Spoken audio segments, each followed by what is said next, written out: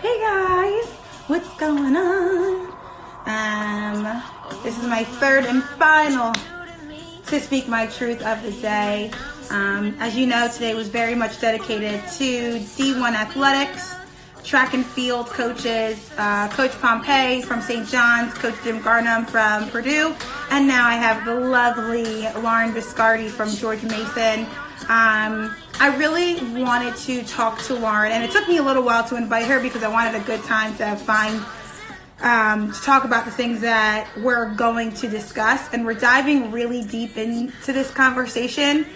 We're going to talk about her college experience at Notre Dame, where she ran track but resigned, why she left, and what she feels is going on in athletics today. We will touch on Mary Kane and her situation that happened in Oregon.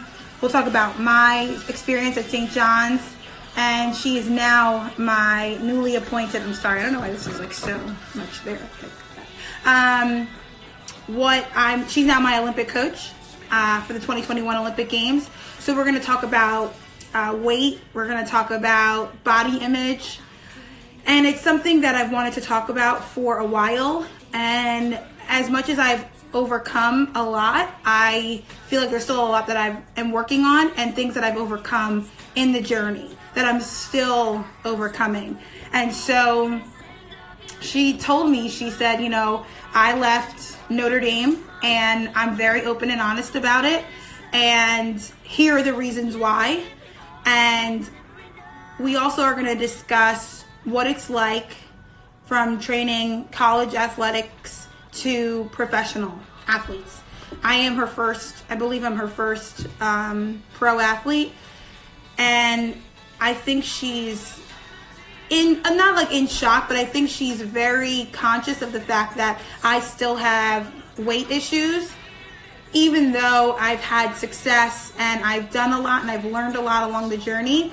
But I wanted to make sure that we touched on it, and I want to get her perspective on it all in a sense. So she's ready to join us, so I'm going to add her so we can get right into it. I'm actually very, very excited because I wanted the world to meet my coach. Joining us any second now. Hey! Claps for Lauren. How are you? Good. How are you doing? So far, so good. Yeah, I actually started the workout, and I was like, oh man, I'm gonna be so tired. So I stopped right after the 1, 2, 3, like 1, 2, 3. After 4, I was like, let me catch my breath before I talk to Lauren a little bit here. But how are you doing? How is everything? Good. Everything's going good so far. Yeah. And you're in Virginia? Yep, down in Virginia. Okay. Close to Fairfax. Oh, okay. Gotcha. And you're safe and you're not going crazy? Safe, going a little crazy, but still safe. So we're good. I feel like a lot of coaches are, because they're just like, this is not my life. Like, I'm used to being at the track 2 times a day, just traveling to meets. Yes, yep. I can imagine. Yep. But I'm glad that you're safe and that you're at least in a comfortable, your own apartment, which is great.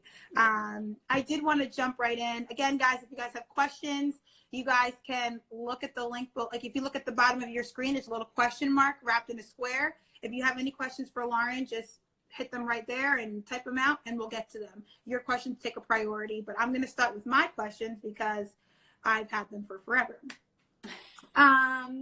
So the first, I want to start with the college athletics experience. You've had a very different college athletic experience than I have. And at the end of the day, I just think we took it differently. But I think that for you, it was a lot more detrimental in a sense. And so you're from New York. You were the New York high jump state champion. You jumped 5'10". 5'10" and a half in high school. 5'10" and a half in high school. And you went to Notre Dame. Yes. Yeah. That was your first college. Okay. Tell me a little bit about your athletic career at Notre Dame and why you left. So there was absolutely a lot going on with that decision. I think ultimately it came down to it wasn't a very good fit for me Mm-hmm. while I was there.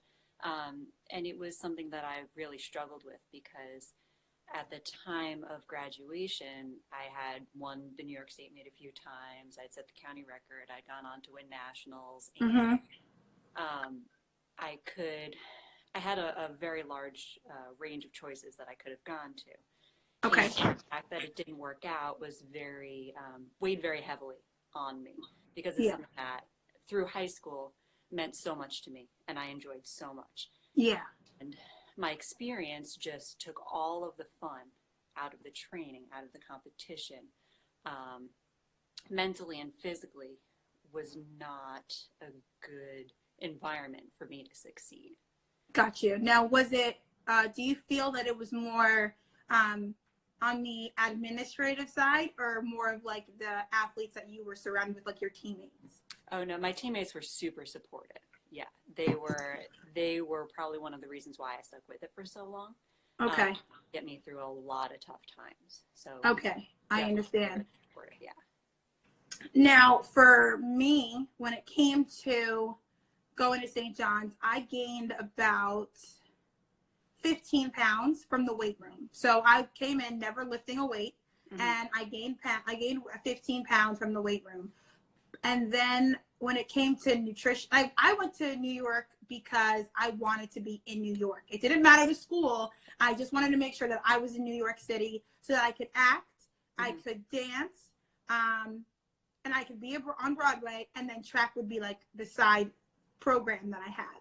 And then once I realized, and I spoke to the nutritionist for the one time, my entire experience there, they were like, look, you can't lose weight and train at the elite level that you need to. So I pretty much put my dreams on hold at the time for track and field.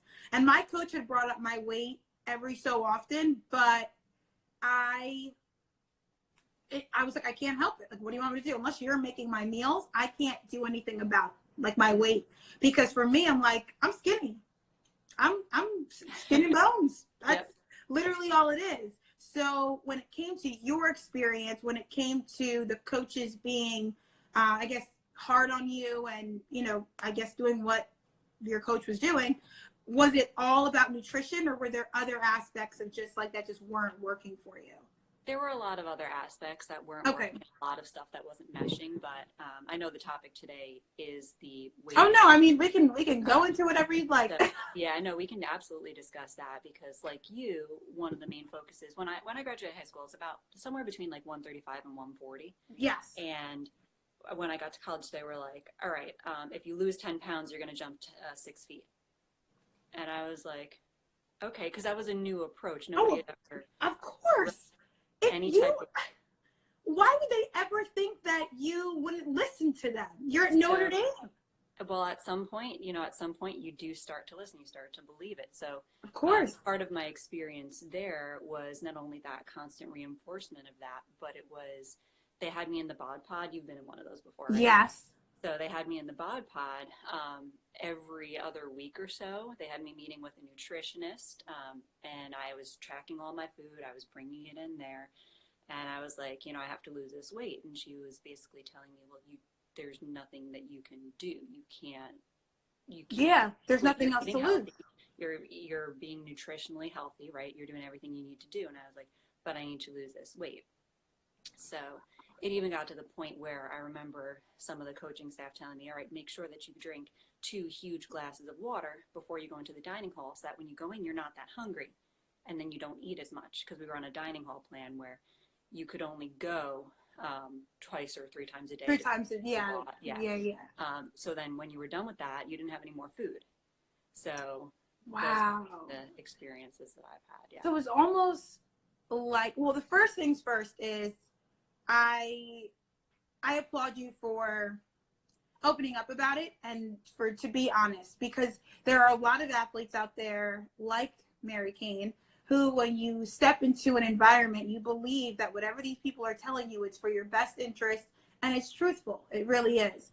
And I will say that the number one thing for a female is as soon as something doesn't go right, it's you need to lose weight.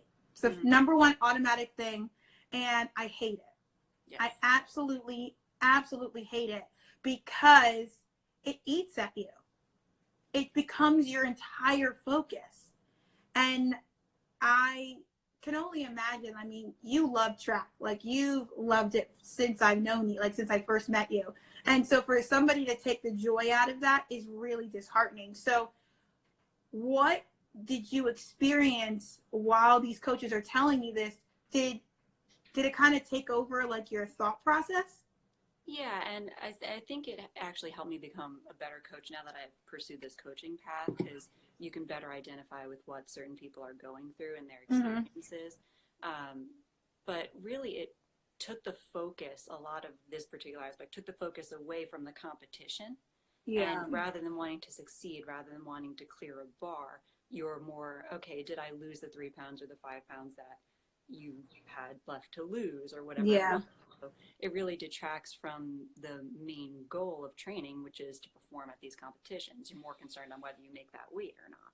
Yeah. It's And I not see that even. a lot. Oh yeah. I mean, that's definitely something that was happening with me is it was so, and the thing is I wasn't like letting it consume me, but apparently I was, because I was so focused at meets, and it's only in the pro circuit now. I just want to look like it. Like, I want to look like the other high jumpers, because I know that if I look like them, then I'll jump better, which absolutely doesn't even equate. It's not even the equation. Yeah. And I stress so much. I literally could be, I have no idea what weight I was when I jumped 6'3". I have not a clue. Not even like a little bit. I have not a clue. So, but I know that in pictures, I look good. And when I jump sometimes and I see pictures of myself, I'm like, oh my God, I'm such a fat whale. That is all I see. I could care less about anything else. That is all I care about. I see myself being fat and not looking, because of course, when you look at Vashti Cunningham and you look at like all these athletes, everybody from Europe is at least 30 pounds less than I am. And for me, I'm like, that's why I'm not jumping high. That's not why. But I need to realize, and I need other girls out there who are, you know, in athletics, in any sport, to realize that as long as you are powerful and you're doing well, it doesn't matter what weight you are. If you're doing well and you're successful, I think that's what's most important. But the problem is there are still coaches that still come up to their athletes like, you need to lose weight. Number one. Hasn't seen anything, doesn't know. Rather than let's assess your training. Let's assess some mental components to what you're doing. Let's see what's going on here and try to fit all the pieces together. Yes. It's somehow rooted in the, history of coaching. It's let's lose weight, Let's lose. And I'm like, I don't even understand how that's even a thing, because first of all, for sprinters, you need power. So you've got to have like certain areas of power. And so there should be if you can move, you can move. Weight has nothing, to do with that. So I think it's something that I'm happy that now you're coaching and you're in a position to give back and say, let's analyze this and let's do this properly. We do have a question, I believe. We have a question and it says, you can read it, I'll pop it up. My coach normally stresses weight and diet, so weight isn't a large factor in performance? Question mark. It depends. And you're looking for me to answer that question? Yeah. Okay. It's for you, I'm guessing. It does. Because again, I'm still learning. Yeah, it really depends, and it's really an individualized situation.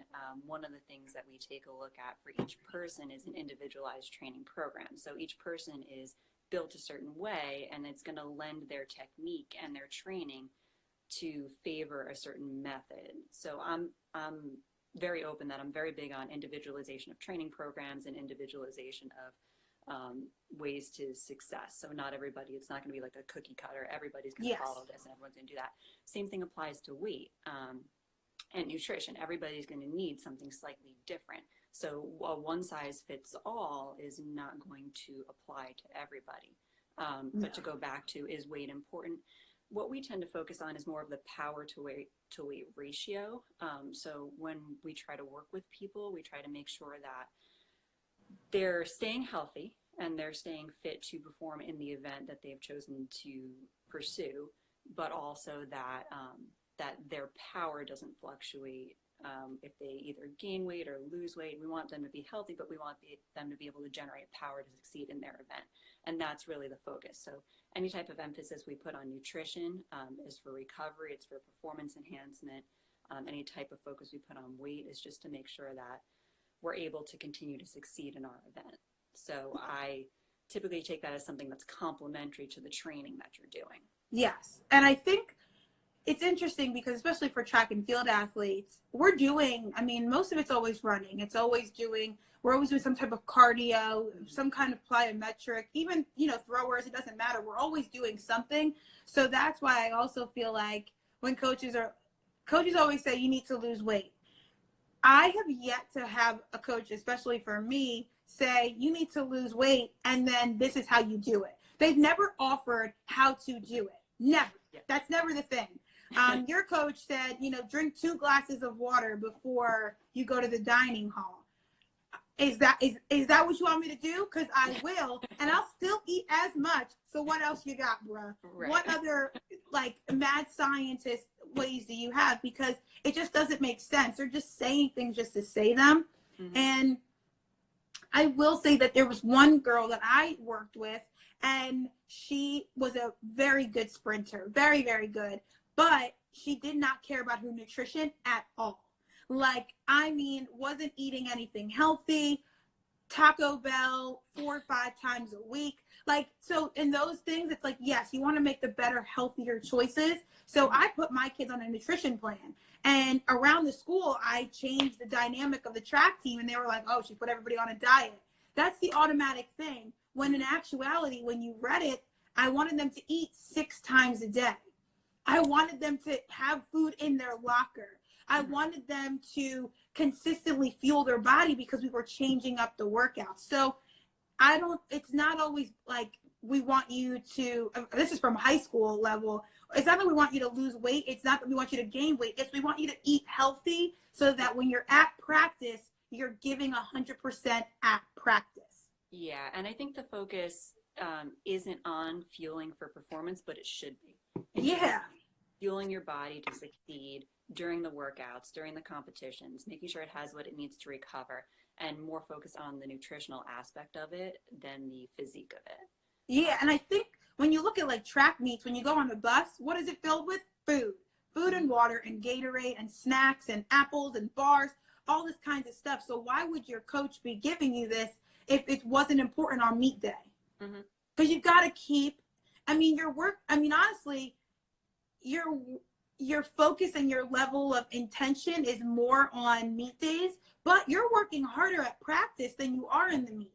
So you need to fuel for that. And I think that's really important. But I want to ask you, when you left Notre Dame because of those circumstances, did you ever confront your coach about it? When I was there were some discussions prior to leaving. But once I left, I left. It was I was at the point where I was done with not only competing, but with track in general. I never thought I would come back to become a coach again. It's crazy that one person can have that kind of negative effect on an athlete. And for somebody like you who was so talented and loved the sport, for one person to do that is really, it's heartbreaking. It really is. And track, sports in general, at a certain level, it becomes physically draining, mentally draining. So to have this on top of it is, I can't even imagine that somebody could do this and still believe in coaching from any standpoint. But I do have another question. Okay, let's do this one. Is it smart to create an overall nutritional workout for the team or set it up for athletes individually? What I tend to do is I do actually have a sports nutrition cheat sheet that I give out with general recommendations.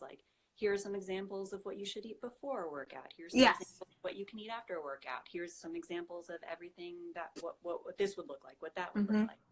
But if you're going to actually work with somebody and break it down individually, number one, certain states require you to be a certified either sports nutritionist or Yes. dietitian. So make sure that those laws are in effect before giving any type of nutritional advice. So like my certification is sports nutritionist, so it's only applicable in certain states. It's Oh, not wow. applicable in Okay. states Yeah, that, I didn't follow that. I feel like in high school, yeah. it's very, very lax. Yeah. Technically, it depends on the state that you do live in. Yeah. So if your state is regulated a little more strictly, then I would maybe refer individually. Make sure they're seeing a sports nutritionist that's provided by the school, or make sure you have a contact of some sort. But if some people are coming to you with like certain issues, and you are certified to give this information, you're allowed to do so. I find that individualized attention does help with adherence as well. So better attentiveness to what they actually need. And then they tend to follow the prescriptions a little bit better as well. Gotcha. And then we have one more. Let me get to it. What are good things to eat at the meets to help have the best performance? And I'm guessing this is, I don't know what level we're talking about, because I'm not going to lie. In high school, could eat, my mom would bring me KFC in a bucket, and I would take a bite and go jump, and I'd be fine. Totally fine. Jump 5'7", I was fine, completely. So I think there's a difference when it becomes from high school to collegiate level and professional. I think there is a difference. But keep going. You go. You tell. You answer the question. The refresher on the question is I can bring it back. Oh, bring it back up. There it is. What are good things to eat at the meets to help have the best performance? Typically what I stress is make sure you eat something that you're really familiar with. Yes. That's not going to irritate, that you know is not going to irritate you. I think that's number one, is making sure that you're eating foods that your stomach is comfortable handling, because we don't want any additional things to compromise your performance, right? Yes. So make sure you have enough to sustain you for the full 8 hours or 12 hours or however these long meets are. Yes. Yep. And it also depends on the event that you do. Yes. Yeah, absolutely. So those are my main like general guidelines that I give. Make sure you have something that can give you a little bit of a sugar boost or carbohydrate boost if you feel like you need a little bit of that energy. Something a little more sustainable that if you're really hungry and you know you're not going to be able to eat for a few more hours, that it actually just stays in your stomach for a little bit. Yeah. But it really depends on who you are. I know that some people, some of my athletes, they wake up in the morning and they can't eat until after they eat it. And then with that, just make sure that their nutrition the day before is good enough to prepare them to last that next day, because some people just physically can't eat before competing, Yeah, and I think that the pasta dinners that is really popular in high school cross country, that's not to say that every single athlete needs to have a pasta dinner the night before a race. And I think that's like a parent thing. It's just like, we got to carb you. It's a very old school way of thinking for high schoolers especially. I would always just say like protein and carbs. If you can have a good balance of protein, carbs, and veggies the night before, that'll help. They just need a good solid meal. That's what I say the night before. Those pasta parties too are a little bit about team camaraderie. Oh yeah. Some of that as well. So it's not always about the pasta, although it tends to be pasta. It seems to be, and it's cheap, and you can make a lot of it. And I think that's what happens. Yeah. I think that's how that trend started. But thank you for answering those questions. Guys, keep asking away, and Coach will answer whatever you need. But yeah, I think the big thing the real Coach Jay Handy, if you are from Jersey, and I see that, and in high school, I'm pretty sure we're very ridiculous with laws, but it's very lax. It really is. And I coach at a private school, so it was, we're a little bit different with the ruling and all that kind of stuff. But for me, it was I wanted to make sure that the kids followed something. If they follow some kind of guideline, it makes it a little bit more serious in a sense. Like they take it a little bit more like, oh, my coach said I have to, have a salad. Okay, like that's what you have to do. And sometimes it helps the parent out. And, at the end of the day, it helps the athlete. So I do think any kind of structure when it Yeah. comes to nutrition is And very, it's very very helpful. similar to training too. Yes. A plan is better than not having a plan. And Yeah. sometimes just having a plan, doesn't matter what the plan is going to help keep you structured towards your goals, right? Same thing with Absolutely. nutrition. So having Absolutely. some type of a plan to start with is step one. Step one. That's where we always got to start. Step one. And you are now in a PhD program. Mm-hmm. Yes. Okay. So can you tell me what your focus is and obviously what you're getting your PhD in? Okay. So I'm getting my PhD it's in the School of Education. It's in kinesiology. We switched from exercise, fitness, and health promotion to kinesiology, which is okay. Nice. And my academic career started off a little bit differently. I had my bachelor's was in marketing, and then I went and got my MBA, and I decided, this isn't the area that I want to go down. Okay. So I got my master's in sports science, and I got my CSCS certification. I was like, yeah, I really like this. Oh, wow. So as a day job, started teaching, really loved it. To get to that next level in teaching, you need a PhD. Yeah. So here I am. Yes, I got you. So this is something that you really want to, you want to teach a kinesiology in a sense, teach how to do it correctly. Pretty much what you did not get in college. That's what you want to teach. Yeah, sports science in the classroom, any type of exercise physiology, biomechanics, motor learning, any of those concepts is what I will be certified to teach after this. Oh, wow. But you can apply all of that to the track. Yeah. Weight rooms. Absolutely. Yeah. So do you write your athletes right now? Do you write their programs for the weight room and the track for your high jumpers? So most of my career, I've been responsible for both the weight room and the track workouts. Okay. And that's worked out very well for me. This past year was the first year we actually had a strength and conditioning coach that we teamed up with, Kyle. He's been on here, right? So yeah, I think he is. I don't know if he still is, but that has worked out absolutely wonderfully because while I do have my CSCS, and that is one of my certifications in my jobs, when your focus is on the technical aspect of a jump, it allows you to break free from a little bit. Oh, there's Kyle. Hey, Kyle. Break free from a little bit of it. And it allows you to focus a little bit more on the technical aspects and not have to worry about what's at that moment. I'm on low battery, so I'm just going to throw this.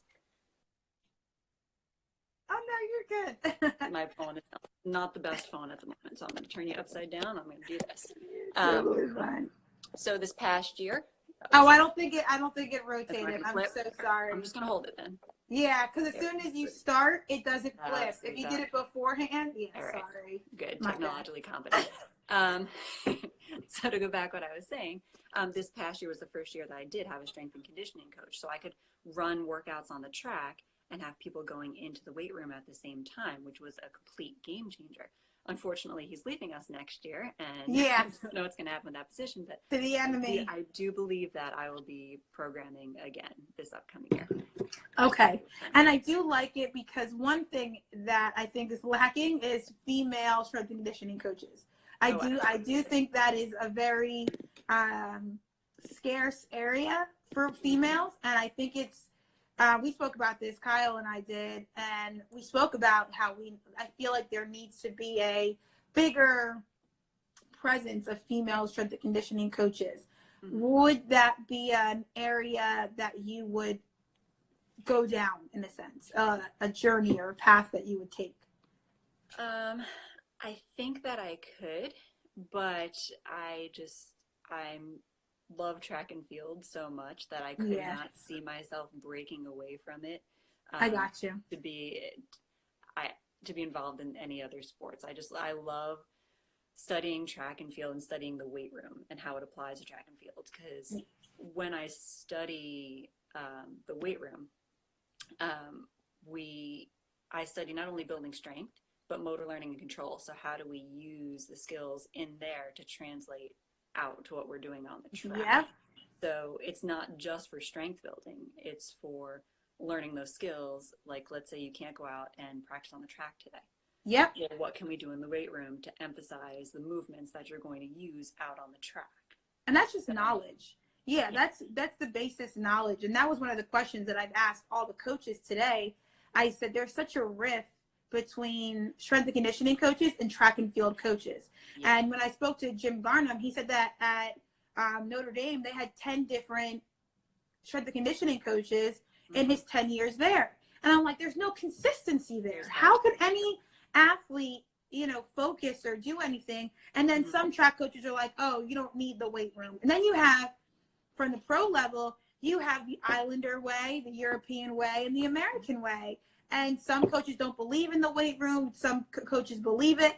And then you have some strength and conditioning coaches that train you all like football players and the more weight. And I think there's such a rift. And I think the most important thing, which is why I think it would be beneficial for people to learn from you and Kyle and people like Rich, because you guys take your ego out of it and you're there for the promotion of the athlete. You're there at the track meets, you're there at the track practices, and you know how the body moves in track and field.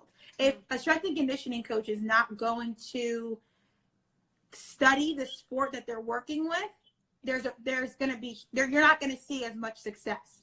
Right. Because you're also looking at it when you study it in a book, it's great, awesome. But you're also studying from a book from the pros of what it's supposed to look like.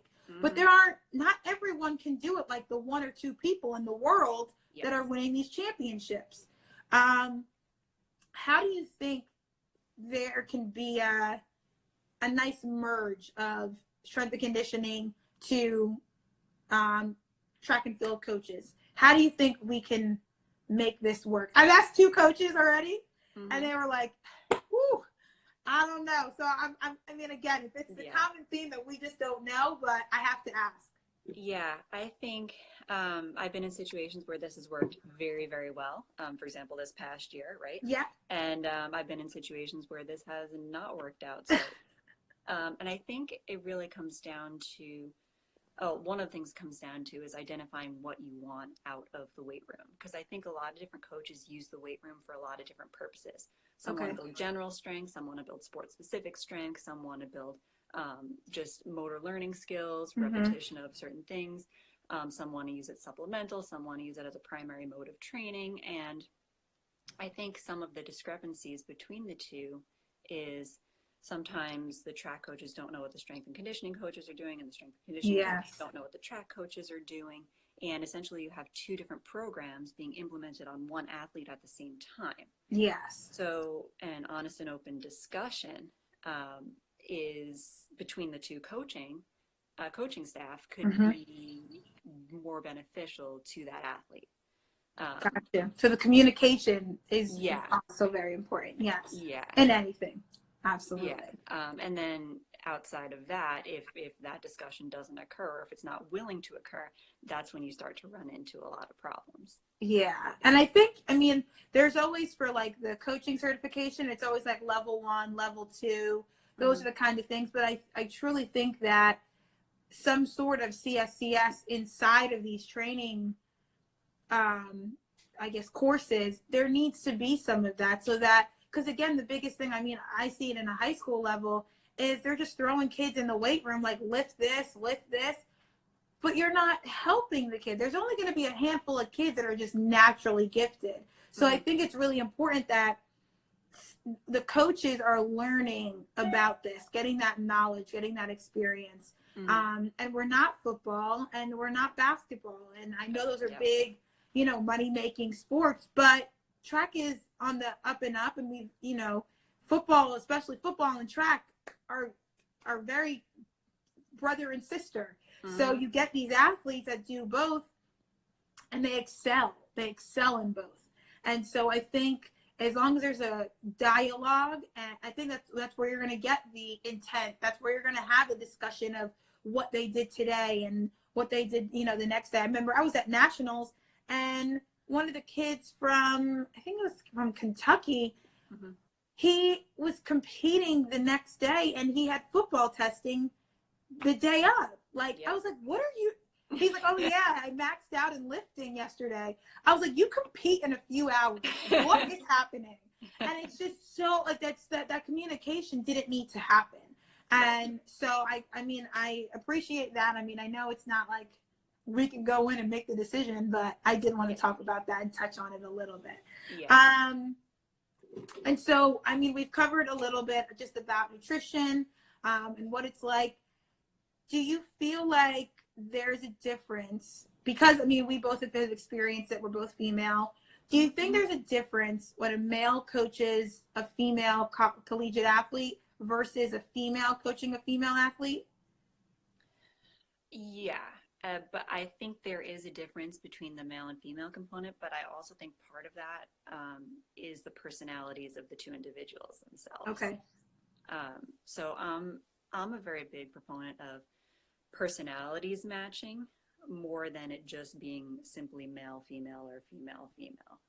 I think there's a lot to be gained from a female having a female coach, because one of the things I noticed too, and this just made me think of it, is in high school, I feel like a lot of female high jumpers or female athletes don't have those professional or more advanced level female athletes that they can look up to and say, hey, look, this is somebody who's succeeding in this particular event or sport or whatever it is you're looking at. And I feel like there's a lot of male role models out there. So a lot of females end up watching videos of male jumpers. And as you know, their technique is Completely significantly different Completely. than the female execution of a jump. Yes. So I forget why I started going off in that direction, but I do think that's a valid point. Something that's very interesting is you get a lot of these female athletes studying male jumpers, and their technique might not be mimicking them the best. And there's a lack of availability of these female jumpers. And sometimes a female mentor or role model that they can look up to. So yeah, I definitely agree with both of your points. I mean, even though like there's social media and all that kind of stuff, I definitely think that when you look up technique, it is most likely a male. It really is. And when it comes to, and I will say this, I've had male coaches my entire life, my entire career. I've had male coaches, and for me, I'm 31 years old, guys, and I began to hate track and field. I really did. I was just like, it wasn't fun anymore. It just became this soul-sucking entity that I had to focus on because it was my job at the time. So I loved my one coach, and he's great, and we're still very close. But there's also negativity when it comes to a lot of coaches. And again, it's these coaches that say, you need to lose weight, or you need to look like this athlete, or you need to do this. So when I had Lauren when Lauren became my coach, I literally told her, I said, I'm just happy because I have someone that honestly said, how are you feeling today? How is your body feeling? How are you mentally? And it's like these little things that are important. And I understand that you have to be a coach, and I understand that. And there are certain ways and styles of coaching, but there needs to be an understanding of just mental and physical well-being and enjoying the process and enjoying the journey. And when I'm stressing about my weight, Lauren's like, I really don't feel like you should be focused on that too much. Or I don't really think it's never like one thing. She's like, well, I think this is the problem. She's like, well, if you break it down, and she talks to me and she communicates. So I think that's a really big thing when it comes to female coaches. And I'm not saying like we're softer. I just feel like in any relationship, the woman is usually the more understanding one. She's the one that calculates things. She's the one that makes things run. And women, you should know, if you have a man, you're usually the one that's taking care of most of it. So I feel like that's really important. Again, as my female coach, I appreciate you giving me that love of the sport back, because as I was almost to the point of being like, screw it, I hate it all. I think having someone that listens to you and understands you is honestly very, very important. So That's my point, from my point of view. Yeah, I think if you ask a lot of my athletes, they'll be like, Biscardi always asks, how do you feel? How does this feel? That's something I'm definitely very well known for, but it's important. It important is. so many different levels to see how they're feeling in the process of training. Especially in college. Yeah. So much is happening in college. There's so many variables. There's so many things that are affecting what's going on now. I mean, like, they could have a bad jump and then they could be like, I'd be like, how are you feeling? And be like, oh, this math test. And you're like, well, yeah, you're like, part of this jump right now. So it's very, very true. And I was talking to Coach Garnham and he was just like, yeah, you know, you never know. And I said, yeah, because the girl could have broken up with her boyfriend or a guy could have broken up with his girlfriend and there it is. And you're sitting there as a coach. If you're up, you could be like, what am I doing wrong? Yeah. But there's just so many different factors that make up an athlete, and you just got to take care of it all. You know, you can't isolate any individual component. Yes, exactly. And there's so many components when it comes to college.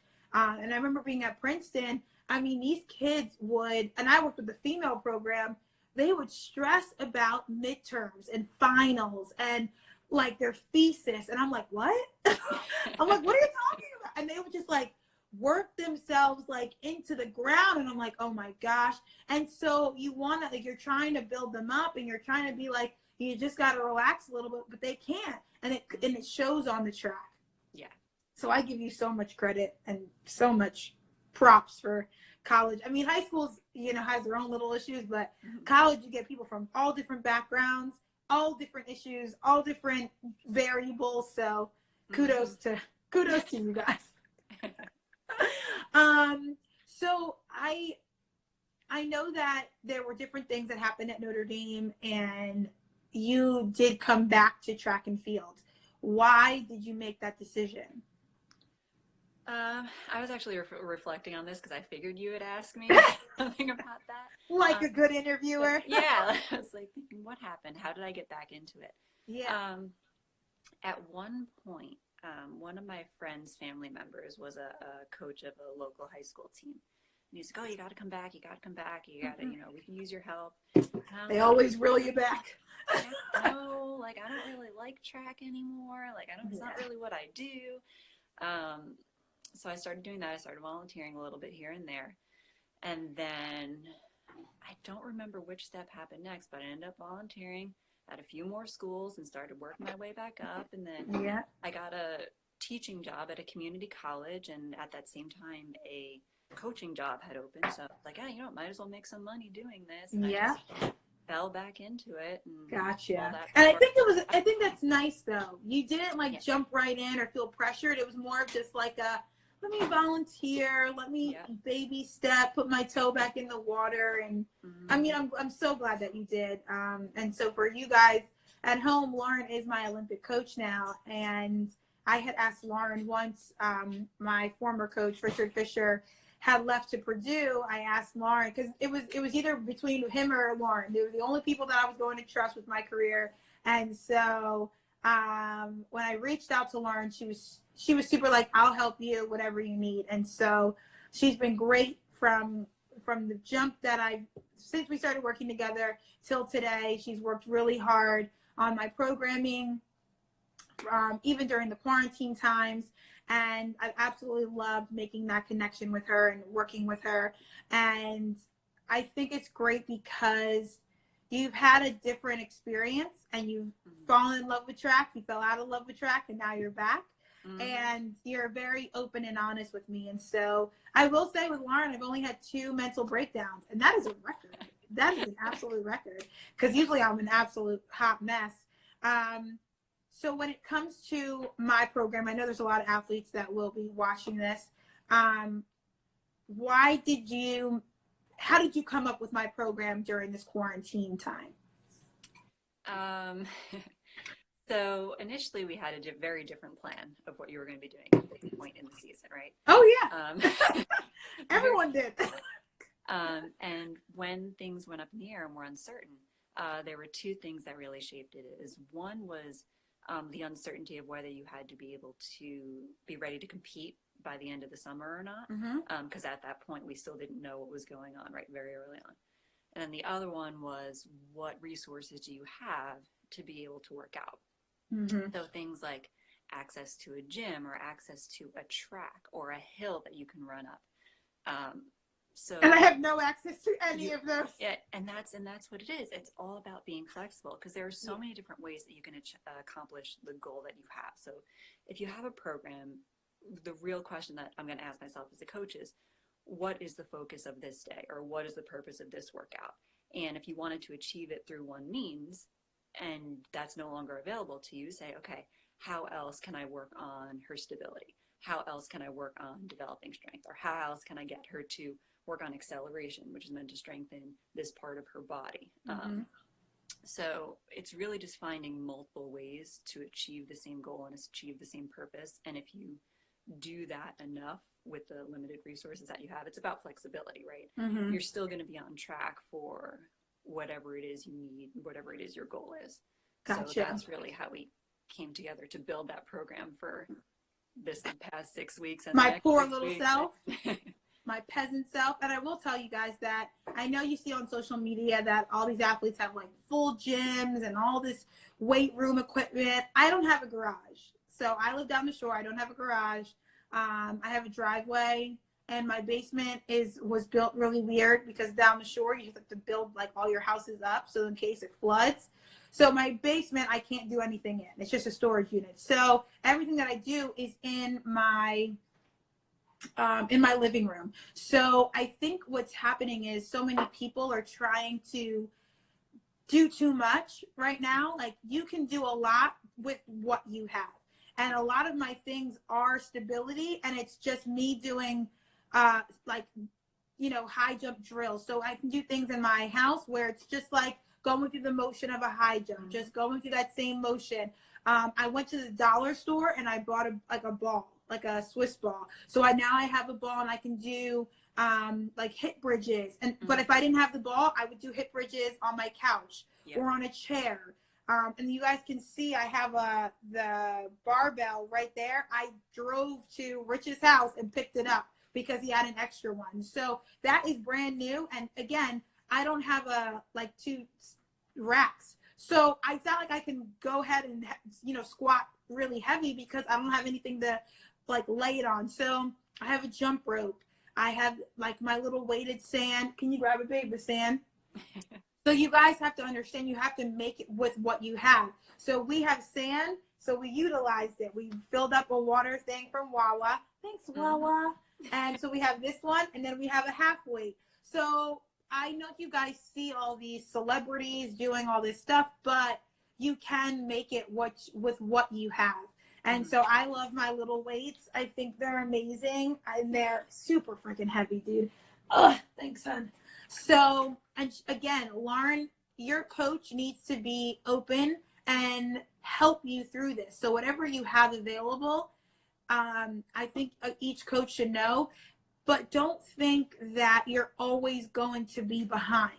And I feel like a lot of kids think that. They're like, oh, how do I increase speed? Or how do I I'm like, dude, we're all on the same page. You're not training anything. Your first meet probably won't be until January. If that, you know what I mean? So right now it's just making gains. Right now is the time for me. I feel like I'm working on all my weaknesses because I freaking hate wall sits. I hate these stupid yoga things that I have to do. I hate stretching. And guess what? That's all the things that I have in my program right now. So again, it's just by making gains, and I have a little mini band. If you don't have a mini band, don't worry. If you can look up other things, you can figure things out. And don't put so much pressure on yourself. Because I feel like so many people have seen so many workouts, and they're just like, I got to do better. I got to do more. I got to do more. Your mental health right now is the most important thing. You need to be mentally healthy, mentally focused, and just get through each day. Getting 1% better. And I think that's what's really important. And I thank God for Lauren, because I'd be eating bonbons on my couch all the time. Yeah, because I'd be like, I jumped rope for 2 seconds. I'm good. I did my cardio.